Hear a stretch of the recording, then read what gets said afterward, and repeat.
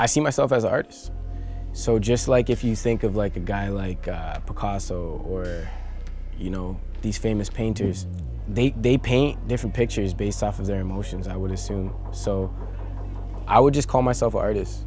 I'm not a rapper, I'm not a singer, I'm an artist. So that's what I would say. When people call me a rapper, I actually hate it. Like when these blogs write up and they say Vancouver rapper or Toronto rapper or rapper. I actually don't like being called a rapper.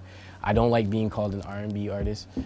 I don't like being called any of that. I just wish everybody would just call me like a creative or an innovator or entrepreneur or an artist. That's how I would like to be looked at as, because I'm a creator. I don't just create sounds, I create.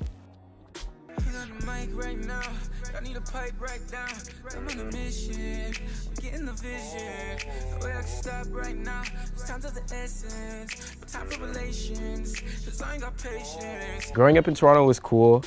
It was really different. I feel like I was influenced by a lot of different cultures. It's a very multicultural city.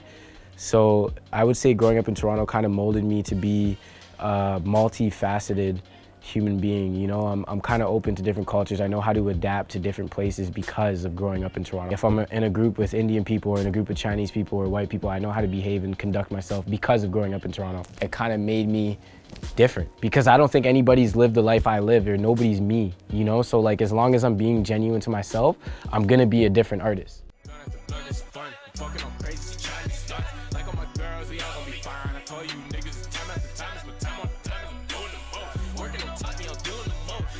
I used to make beats and then his friends would come over and they would rap on my beats. It would just get me so excited. I'd be like, holy, like how are these guys doing that?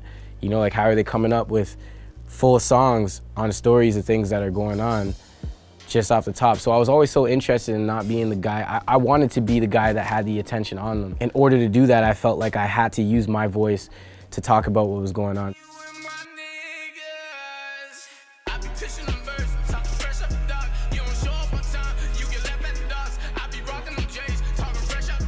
I would say as an artist that I'm everything that I want an artist to be. I'm ecstatic. I am funny in my music. I could be humorous. I could be serious at sometimes. I could be sad. So there's not one type of genre that would kind of describe me, or one type of word that I can really put myself in. Hey, put doubt on me, nigga. Why they doubt on me, nigga? We the north, stop doubting me, nigga. I'm cold. I see my music taking me to places that I've never been. And I mean that spiritually, physically, emotionally. I see it taking me, I see it just breaking a barrier, you know. I've always been in positions where my back's against the wall and I just want to be in the middle of the room. So that's why I work so hard and that's why I do what I do, just because I want to make sure that not only me and myself can not be up against the wall anymore, but everybody around me, everybody in my inner circle, everybody that's been supporting me, everybody that's been putting on for me. I've always said these things are going to happen, and it's like, it's cool to see that my confidence is there. When I walk somewhere, someone's going to know who I am. I never have second thoughts about what I want to do. I do have thoughts about where I want to take it, how far I want to take it, and how big I want to get, and what I want to do with that platform.